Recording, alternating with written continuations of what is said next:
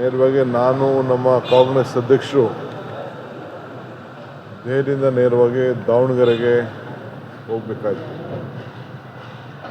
ಅಸ್ಸಾಂನಲ್ಲಿ ಅವರ ಸಾನು ಶಿವಶಂಕರಪ್ಪ ಒಬ್ಬ ಹಿರಿಯ ರಾಜಕಾರಣಿ, 95 ವರ್ಷ ತುಂಬ ಜೀವನವನ್ನು ನಡೆಸಿ 3 ತಿಂಗಳವರೆಗೂ ಕೂಡ ನಮ್ಮ ಜೊತೆ ಭಾಳ ಲವಲವಿಕೆಯಿಂದ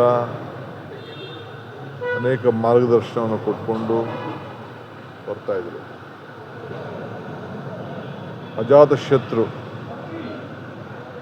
ಮಧ್ಯಭಾಗ ದಾವಣಗೆರೆಗೆ ಹೊಸ ಒಂದು ರೂಪವನ್ನು ಕೊಟ್ಟಂಥವ್ರು. ಶಿಕ್ಷಣ ಕ್ಷೇತ್ರಕ್ಕೆ ಒಂದು ಮಧ್ಯಭಾಗದ ಜಿಲ್ಲೆಗೆ ತಂದೆ ಆದಂಥ ಒಂದು ಕೊಡುಗೆಯನ್ನು ಕೊಟ್ಟು ಉದ್ಯಮಿ ಜೊತೆಗೆ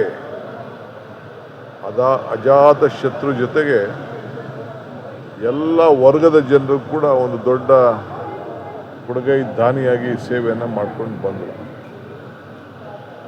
ನಾನಂತೂ ವಿಶೇಷವಾಗಿ ಅವರ ಕೋವಿಡ್ ಬಂದಂಥ ಸಂದರ್ಭದಲ್ಲಿ ತೆಗೆದುಕೊಂಡಂಥ ದಿಟ್ಟ ತೀರ್ಮಾನ, ಸರ್ಕಾರ ಕೊಡೋಕ್ಕಾಗದೆ ಹೋದಾಗ ಸರ್ಕಾರಕ್ಕಿಂತ ಮುಂಚಿತವಾಗಿ ಇಡೀ ದಾವಣಗೆರೆಗೆ ಉಚಿತವಾಗಿ ಲಸಿಕೆಯನ್ನು ಕೊಟ್ಟು ವ್ಯಾಕ್ಸಿನೇಷನ್ ಕೊಟ್ಟು ಇಡೀ ಭಾರತಕ್ಕೆ ಒಂದು ಮಾದರಿಯಾಗಿದ್ದರು ಅನ್ನೋದನ್ನು ನನಗೆ ಹೇಳಲಿಕ್ಕೆ ಭಾಳ ಸಂತೋಷ ಆಗ್ತದೆ. ಅದಾದ ಮೇಲೆ ಸರ್ಕಾರ ಮುಂದಕ್ಕೆ ಬಂದರು. ಸೊ ನಾನೇ ಹೋಗಿ ಅದಕ್ಕೆ ಆ ಕಾರ್ಯಕ್ರಮದಲ್ಲಿ ಪಾಲ್ಗೊಂಡು ಭಾಳ ಸಂತೋಷದಿಂದ ಅವರ ಹೃದಯ ಶ್ರೀಮಂತಿಕೆಯನ್ನು ಮೆಚ್ಚಿ ಬಂದೆ. ಸೊ ಇವತ್ತು ನಾವು ಇಡೀ ಸರ್ಕಾರ ಅವ್ರಿಗೆ ಹೋಗಿ ಗೌರವವನ್ನು ಸಲ್ಲಿಸ್ಬಿಟ್ಟು ಬಂದಿದ್ದೇವೆ. ಪಕ್ಷ ಬಂದಿದೆ. ನನಗೆ ಕೆಲವ್ರಿಗೆ ದುಃಖ ಆಗ್ಬೋದು ಇಂಥವ್ರನ್ನ ನಾವು ಕಳ್ಕೊಂಡು ಅಂತ, ಆದರೆ ಇಂಥ ತುಂಬ ಜೀವನ ಭಗವಂತ ನಮ್ಮಂಥವ್ರಿಗೆ ಕೊಟ್ಟರೆ ಇನ್ನೂ ಸಂತೋಷ.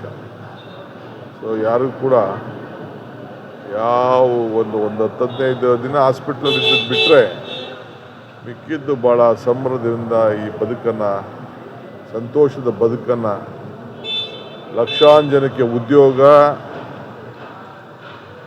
ವಿದ್ಯೆ ಮತ್ತು ಅವರು ನಂಬಿದಂಥ ಧರ್ಮ ಎಲ್ಲದರಲ್ಲೂ ಕೂಡ ಒಳ್ಳೆಯ ಹೆಸರನ್ನು ಪಡೆದು ಒಬ್ಬ ಕೀರ್ತಿ ಶೀರ್ಷರಾಗಿ ಬದುಕಿದ್ದು ಅನ್ನೋದನ್ನು ಹೇಳಲಿಕ್ಕೆ ನನಗೆ ಭಾಳ ಸಂತೋಷ ಆಗ್ತದೆ.